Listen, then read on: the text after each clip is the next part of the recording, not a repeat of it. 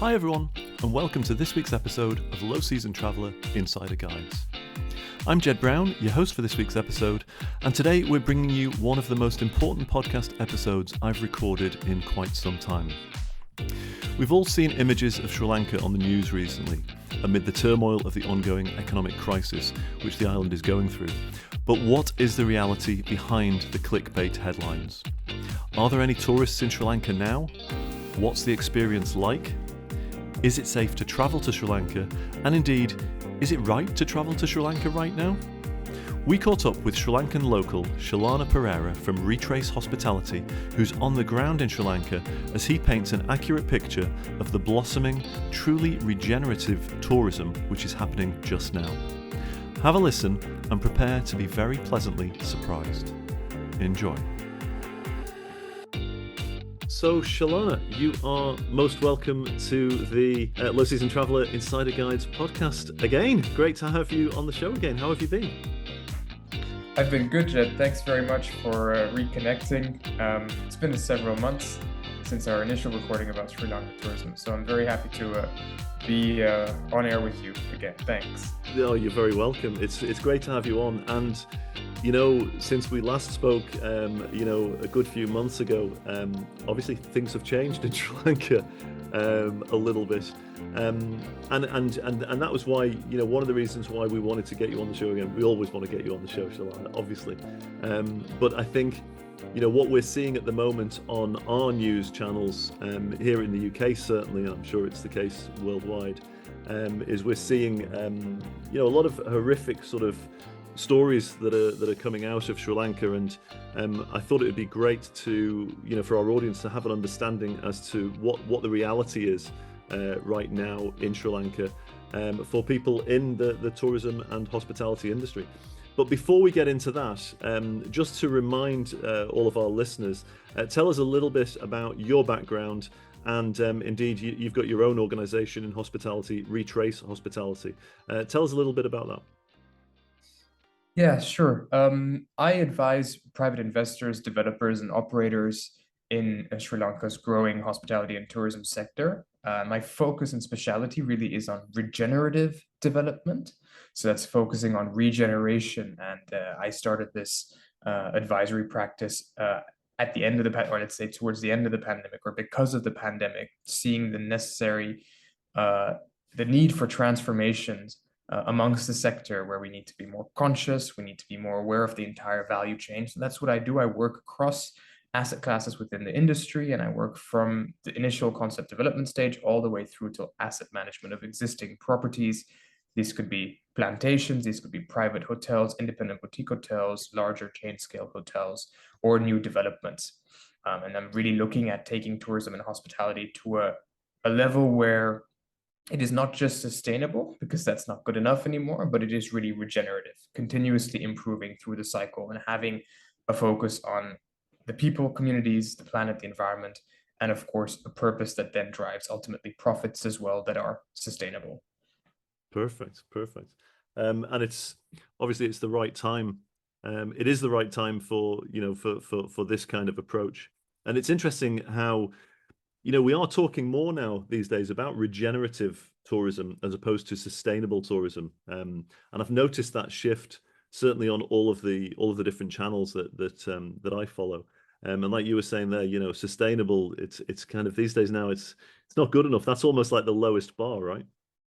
Yeah, exactly. I think that is sort of the standard, sort of the minimum expectation when it comes to destination management, when it comes to business practices, but when it also comes to human sustainability. And that's not a subject that often is discussed. Our industry is, at the end of the day, driven by people and catering to people. We are not yet robots being served by robots. And until that time, I think sustainability suffices just to keep us going. And if you look at the pandemic and economic crisis, not only in Sri Lanka but the world over, wars, food shortages, etc., there is a significant impact on people in terms of their well-being, physically and mentally, right?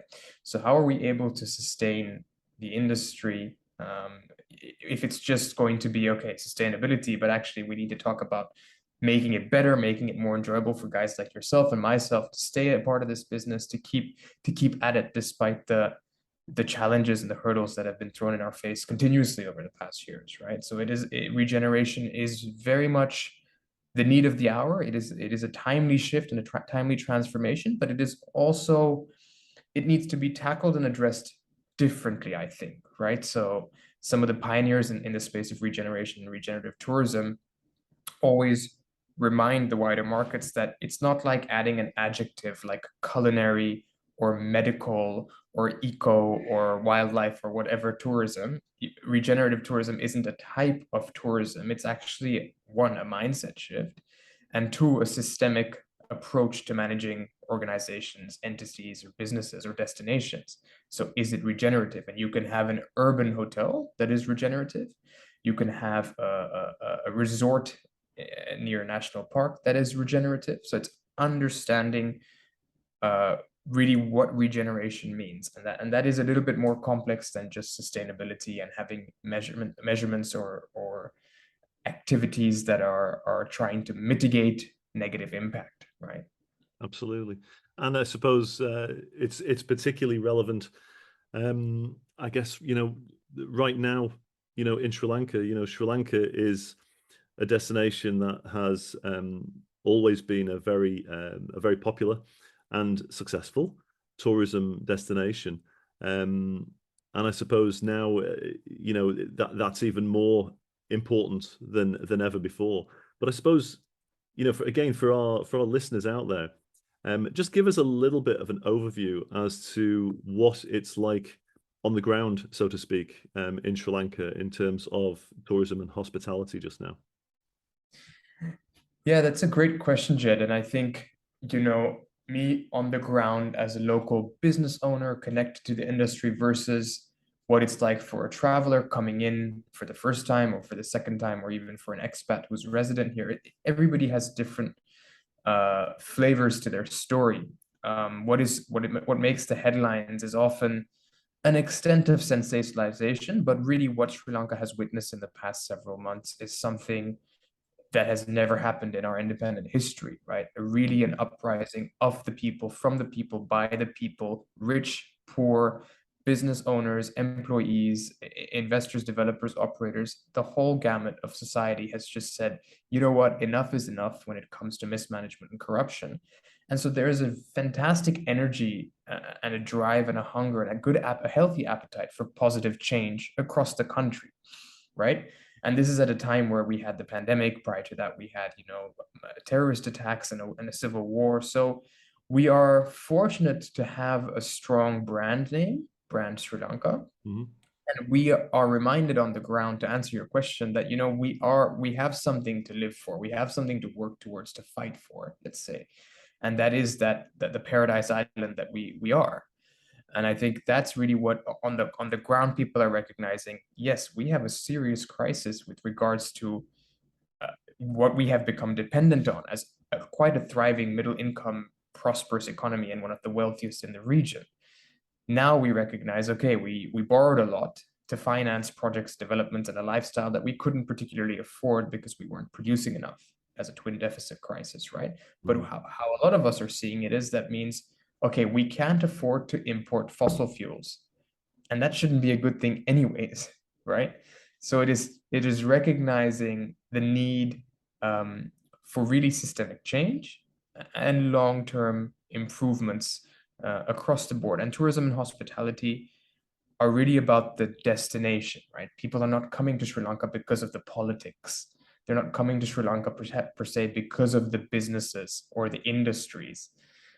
They're coming to Sri Lanka because of that brand name in the head. It's like the Maldives, right? Most people who travel to the Maldives haven't a clue about the Maldives, Maldivian people, culture, cuisine, history, and Sri Lanka brings quite a diverse product. So people have that air of like exoticism. Like, what does it actually mean? It's not just beaches and coconuts, but there's also wildlife, there's also history, culture, all kinds of biodiversity. And so that curiosity element has not changed, right? And that diversity element actually has not changed through this political and economic crisis, what has changed is the quality of life and standard of living for locals has drastically reduced, right? So, but the destination is very much alive and very much raw and pure to be experienced. Love that, and I'm glad to hear that.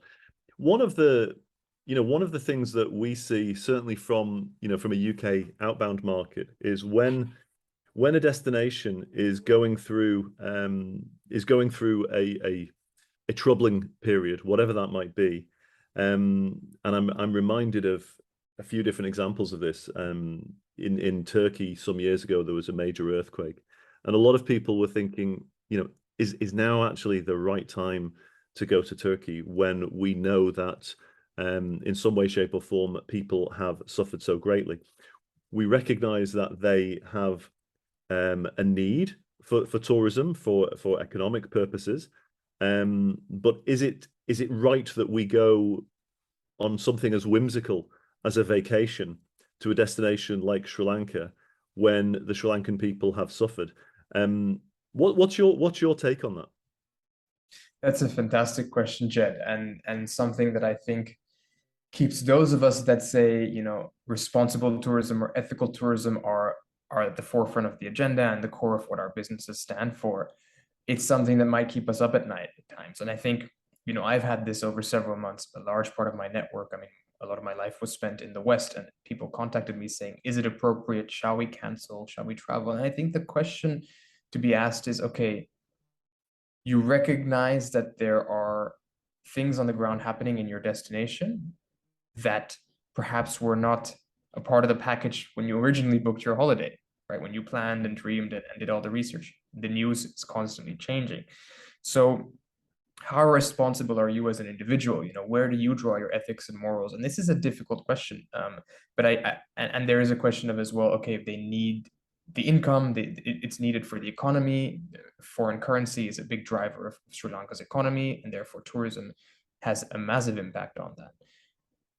But it's really about recognizing the reality, which is actually this isn't a crisis that is unique to Sri Lanka. This isn't a crisis that is just because of Sri Lanka and Sri Lankan government management, etc. It's Sri Lanka is a country in the world, right? And today's world is, believe it or not, so well interconnected that everything links, and we have to connect the dots. And I think travelers who are considering destinations that may be making news headlines for the wrong reasons had a reason to consider the destination in the first place, right? And let's not lose that focus. So the question really comes to, okay, how is my experience and how is my holiday or vacation going to be facilitated when I arrive, right? And I think it's the facilitation of those experiences that people have concern naturally for, right? What is the impact on the ground? Is it going to be practical to move around? I think number one, everybody asks, and rightfully so, is it safe?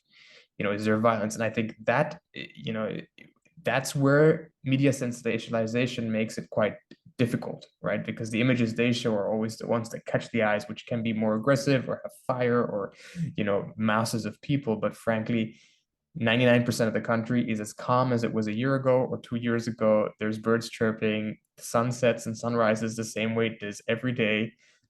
There's a mix of rain, there's a mix of shine. And that's not what the media is showing. So it is a very valid question in terms of ethics and responsibility when you're choosing a destination. And I think what travelers need to recognize is, okay, what are my values as a traveler? What is the impact I want to take? And what do I want to take back from a trip, from a holiday? Is it just, as you said, a whimsical, okay, let me go to an all-inclusive, have my son, get my tan, great cocktails, food, and I'm out of here. Maybe a massage, never leave the resort. Sri Lanka was never really that destination in the first place. So I think when you're looking at what a travel experience to Sri Lanka means today, it could very well, Jed, and I'm not speaking in a philosophical or ideal way, it could very well represent what a lot of lifestyles in the future will look like.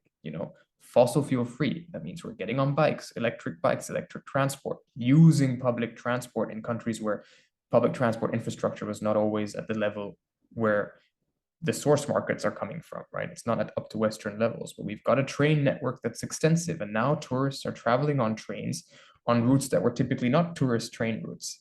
and they're going all over the country. Before, they would typically go up the hills with that scenic train route. Now they're taking trains all over the island, and that's domestic and foreign tourists, right? So it's rediscovering an island, and I don't want to say it's going back in time because I think it's that conscious awakening that travelers have had. So for as long as you can fly into the island, because at the end of the day, we are 100% dependent on aviation to bring in travelers, right? Except for the domestic market. So as long as you can fly in, and then the future of what that looks like as well, because jet fuel is a massive fossil fuel and we're dependent on that still. So it's about the perspective that the travelers take, and what do you want to take back at the end of your journey when you leave the country. It's, I would think, some of the more privileged, more sophisticated, and let's say intrepid or discerning travelers would take with them new ways of living. Okay, we're eating food that's sourced hyper locally and fresh and really good. We are buying produce from a very, very small radius of where we're staying. We're not coming to an island and then driving thousands of kilometers around in diesel guzzling SUVs. We're actually taking the slow road and traveling responsibly. And that doesn't mean there's no luxuries in that. There can definitely be luxuries and all the comforts. It's just how that is facilitated has evolved into a much more conscious and resource effective way, if I can say that, right? It's about what the footprint is that a traveler has. And if you're somebody who's conscious of your footprint, Sri Lanka could be a great experience to look and learn as to how you can be really a low footprint traveler today. It's so interesting as you're saying this. I'm just sort of thinking. I'm thinking a couple of things really. I'm thinking how when the COVID pandemic kicked off, a lot of people were saying to me, as the founder of Low Season Traveler, they were saying, "Well, wow, it's low season everywhere in the world now," and a lot of the destinations I was speaking to, and indeed recording podcasts with, they were telling me, this is the absolute, it's the once in a lifetime opportunity to visit our destination when it's truly, occupied just by locals. And if you want to really understand the community spirit in our destination, this is the absolute perfect time to experience the destination if you can. And I'm getting the feeling from what you're saying that maybe this is a really, possibly a once in a lifetime opportunity to experience Sri Lanka in a way that nobody's ever experienced it before. And, when we were talking at the outset about regenerative tourism, right now, this is possibly the most regenerative form of tourism is in Sri Lanka right now. Like you're saying, you're eating hyper locally.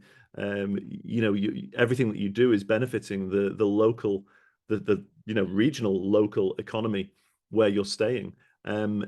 Arguably, for the right kind of traveler, this is the absolute perfect time to go to Sri Lanka, and obviously the Sri Lankans would benefit from the economic impact of you being there as well. Is that a fair take on things? 100%, Jed. You've hit the nail on the head. I think it's exactly about that. And I know that, a lot of travelers want to avoid bus terms or just want to save because they're going on holiday, right? So at the end of the day, they're taking a break, they're invested in it. They don't want the hassle or the inconveniences that may come with, what the news headlines bring. And that is understandable, but I think it's that level of, I always say that travel is the best form of education, right? And I think many agree with that. And I think if you take this opportunity now, a lot of people in let's say more stable or mature source markets, right? At the moment, the UK is the biggest inbound in July. The past 3 weeks, we've had 28,000 arrivals, the largest number from the UK. And then second, India, France, Germany, Canada, Switzerland thereafter. So it's changing. Typically, China and India were the largest, but because of COVID, that's changed quite a bit. But the point I'm trying to get is when you're coming out of London or you're coming out of Sydney or Toronto or Paris or Frankfurt to holiday on Sri Lanka, it is about, having that digital detox, winding down, taking it slower, connecting with nature. I mean, we've got nature 365 days of the year, 24/7, right? And it is really a tropical paradise in that. So what does that offer you? It does offer you a very personal regenerative experience, right? Switch off your phone. If the power goes out, the power goes out. You don't need heating, you don't need cooling. So it is in a sense going back in time, but going back in time with more consciousness and awareness as to why certain things are the way they are. And waste is another big subject in the tourism sector that nobody talks about. Food waste at hotel buffets or at resorts with in-room amenities, all the extra perks. What is the cost of that? Right? So we can't, as a country right now, afford to waste food, and we should never have been, right? So how is that being re-inputted into the system in the forms of biomass or organic fertilizers to then grow the food that is fed to the communities and the tourists visiting? So it's spot on that regeneration is what exactly Sri Lanka is going through. Now, does everybody in the industry recognize it? No. And that's the same with the travelers coming as well. This is really a question of, okay, are you able to step out of your comfort zone? And I almost want to say, Sri Lankan tourism authorities say, we need to be marketing that. Step out of your comfort zone, visit Sri Lanka, Yeah. right? Or a conscious awakening, visit Sri Lanka. And I think you can link political and economic crises to personal crises. So there's a lot of awareness that it is at the end of the day communication, Jed, and that's why I appreciate so much that you're taking the time to do this. Most in the global travel industry are not spending time on Sri Lanka right now because it doesn't bring in the volumes of cash that it might have outside this context. But I think it's extremely important to recognize that we are all human, and the human element is the most real element right now in Sri Lanka. I mean, I've heard stories from travelers in the country at the moment. um, you know, Almost no foreigners are staying in queues. If there is anything at supermarkets or fuel sheds, every foreigner is given priority. Now you can ask if that's ethical or responsible, but it's not by law. It's by the goodwill of the local community saying, please, you've come here to visit us. We don't want to inconvenience you. This is our hospitality. And if restaurants are shut or delivery services are failing because of the lack of petrol and diesel, a lot of people are opening their homes to share their meals with travelers at a Oh, time wow. where it's not very easy to make ends meet for some, especially in the rural areas. So there is really a reconnection with humanity that is central to the experience in Sri Lanka at the moment. Lana, as you're talking, and I'm thinking, I can't be the only other one. There must be a lot of listeners out there that are like me, thinking, "Oh my God, I so want to go to Sri Lanka right now. I really do, genuinely." I'm in the back of my mind as you're speaking. I'm thinking, how can I try and get over to Sri Lanka and really experience this for myself? Because I think it's a great, unique opportunity. Um, is is what Sri Lanka is going through right now, is this, do you believe, the start of and we've talked about it in COVID terms for the past 2 years, but for very specifically for Sri Lanka, is this an opportunity for a great reset? And do you see evidence of the tourism industry and Sri Lanka generally um, really accepting that this is a good opportunity to reset things for the future? Absolutely, Jed. I am a strong believer. Some people claim that I'm living in utopia or overly optimistic about this, but I think it's not only an opportunity, it's our inherent responsibility, right? To reset. I mean, the reality is there's a lot of damage that's been done to the environment, not just in the name of tourism, but across all industries, right? It is extractive, and some people say tourism is a self-depleting industry, right? You are sort of taking out from a destination to then build experiences, and how long can that sustain, right? And I think what you're doing with low season traveler hits that exactly on the head, which is saying, look, there isn't a need, there is a carrying capacity, there isn't a need to focus only on numeric growth and volume based targets of billions of dollars and millions of persons or overnights. It's really about the quality of tourists that are coming in, the quality of the experience, and that has significant potential to drive much higher economic value across the value chain, right? Mhm. So, and when I say the value chain, I'm referring to suppliers, integrated partners, developers, etc., across tourism, right? So, in the Sri Lankan context, it is another great opportunity to reset. I think the best yet, better than the pandemic, better than our civil war was never a great opportunity for anything, but better than the crisis we've faced as a country. This is really one that hits the core fundamentals of what our economy has been built on and what it was working towards. And a lot of other economies globally, you'll see it. I mean, they've said, is Sri Lanka the first of the dominoes to fall? And I think it is, in the extractive economic growth sense. When it comes to regenerative, we are blessed because we actually do not need to be importing food, right? We can work to create biofuels. We have solar, wind, wave, and hydro energy potential, right? Right now, a lot of Sri Lanka's energy comes from hydro, from our inland water resources, but we're not tapping into the wave energy potential. Solar is still quite limited. Wind is quite limited, but we're an island in the sun.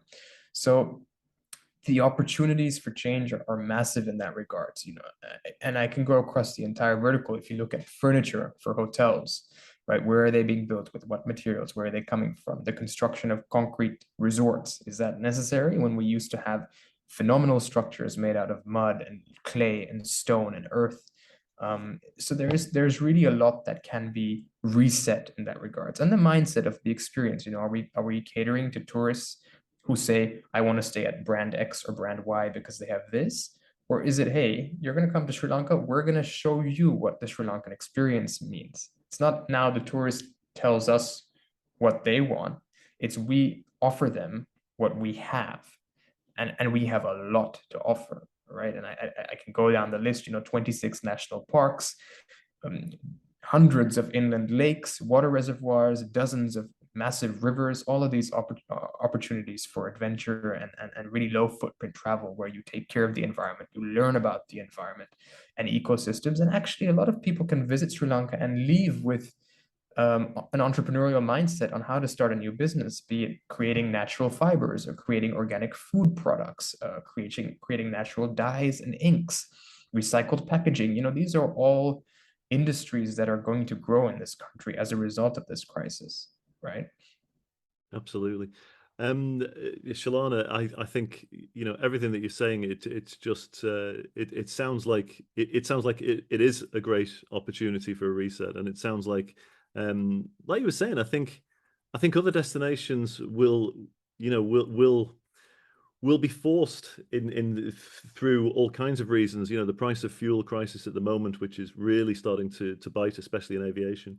But I think what Sri Lanka is going through is going to be replicated elsewhere, because it's going to have to.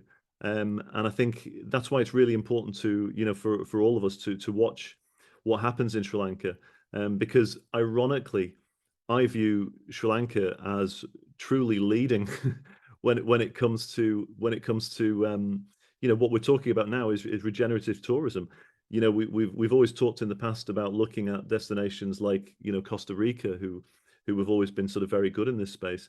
But Sri Lanka now, because of the current situation, are forced into this place where they have to be. You guys have to be more regenerative, and responsible and sustainable and all of those kind of buzzwords. And I think it's just fascinating for us to watch how this plays out, and just see how wonderful the tourism experience can be, as a result, for those who are a bit more adventurous, who aren't just going to a destination to take away from it, but really want to understand the destination. We're starting to run out of time, I've just been told by our friends at Zoom. So before we do run out of time, the last thing I'd like to say is just tell us a little bit about how you see the future for tourism in Sri Lanka over the short term, for the rest of this year, and I suppose the medium term beyond. Are you optimistic for the future of tourism in Sri Lanka? Absolutely, Jed. I'm here for it. I'm here for the long term, and I see great potential to correct our course and really set a leading example for the world, as you said as well, with regards to how you can better manage your resources. And that's number one, right? And making sure that the destination is always a high quality destination for the local residents, offering a high quality lifestyle that will then match a high quality experience for all kinds of travelers. It's not just for the most adventurous, the most curious, those seeking outdoors and wildlife and nature, but all kinds of travelers. And I really think where the reality is in the world is a population that is under severe mental distress, right? So when you come looking for spirituality, retreats that offer yoga, meditation, holistic wellness, and well-being, as individuals, then you can work towards a unified well-being of the planet and our economies, etc. And I think Sri Lanka really offers that opportunity for people to reconnect with themselves, right? To open their minds, to become more aware, to switch off from the technology and perhaps the luxuries or comforts that we've gotten used to in the modern world, and learn to live a very high quality life while making less of an impact and being more thoughtful and mindful of the resources that we consume on our day to day. So that is the long-term vision I have. And out of that, plenty of, as I mentioned earlier, entrepreneurial ventures can come. New ways of doing, of being, of living, of trading will be born out of this in much more mindful ways. In the short to medium term, I think we're going to see a lot of trial and error. I think the biggest one and the biggest challenge really is transport, not only getting to the island, but once you're on the island, it is a large island, right? 65,000 square kilometers, 9 provinces, 25 administrative districts. There's a whole variety, as I said, 26 national parks. So you've got a lot on offer, right? Hundreds of cultural sites, 8 UNESCO World Heritage sites, several rainforests, hundreds of endemic flora and fauna for those who are interested. You've got the Ayurveda, you've got all kinds of experiences, and that makes it quite challenging to be able to then say, okay, what are we offering the tourist? Are we offering this huge menu, extensive menu of activities on the island during their 2-week stay or 3-week stay? And I think that's where people need to relook at and say, actually, that's not very sustainable. It's like when you go into a restaurant and they have 200 dishes or 3 dishes, right? I am more likely to go eat at a place that has 3 dishes because I know they know what they're doing. They focus on what quality ingredients they're putting in. And if it's not there, it's not there. And then when you go to somewhere with 300 dishes, you start to wonder, right? So it's the same mindset that in the short term, it will take a lot of smart thinking from the industry here locally, those that are advocating and promoting it. I think they're going to struggle. It is unfortunately archaic in some of the senses and the way it's run. But again, Sri Lanka is going through this drive for system change, right? Driven by the masses, by the people, by the business community. And I think we're just starting that. This is a long-term program, right? So the short term is really going to be a learning for everybody, for the whole world, right? If Sri Lanka can continue to announce, but we had 28,000 arrivals in the first 3 weeks of July, if we can continue to announce such figures while the situation economically and politically deteriorates or stays as poor as it is, that's a good sign that there is a level of confidence, that people are reading ahead of the news headlines and looking for real experiences on the ground. So I think the short term is going to be a learning for everybody. Especially in destinations where these crises will happen after Sri Lanka experiences it. There's more to follow. So I am optimistic for the long term, without a doubt, and very excited for it. In the short term, it's a learning experience for all of us. Absolutely. Chalana, thank you so much for joining us again on this podcast. I learn so much from you every time I speak to you. And I will be, rest assured, I will be looking for ways to make sure I can get over at some point to see you guys, because I tell you, I want to get out there, and I would urge our listeners to speak to your travel agents and your tour operators and find out what they've got, and in terms of Sri Lankan vacations, because for me it sounds like it's a wonderful time actually to go and experience Sri Lanka. Chalana, thank you so much. Wish you all the very best, and we'll speak to you again soon, next time on another podcast. Thank you so much, Chet. Thanks for having me, and hope to see you in Sri Lanka soon. Thanks. So there you have it. Huge thanks, as always, to Chalana for his brilliant insights today. And if, like me, you're seriously tempted by the tourism offering which Chalana spoke about, then please do ask your travel agent or tour operator about their trips to Sri Lanka just now. It may lead to the greatest journey of discovery you've ever had. And if you'd like to learn more about the low season summer months in Sri Lanka, check out the latest edition of Low Season Traveller magazine, which releases in the coming days on lowseasontraveller.com. But that's our show for this week. Thanks, as always, for your company. And if you enjoyed this podcast, it would mean the world to us if you could leave us a positive review on your podcast app. Have a great week wherever you are. Stay healthy, stay safe, keep your travel dreams alive, and don't forget to follow us on Facebook, Instagram, and LinkedIn to be the first to hear our latest low-season stories and guides. Finally, remember that travel is always better and fairer for the planet, the local communities, and you, the travellers, when it's without the crowds.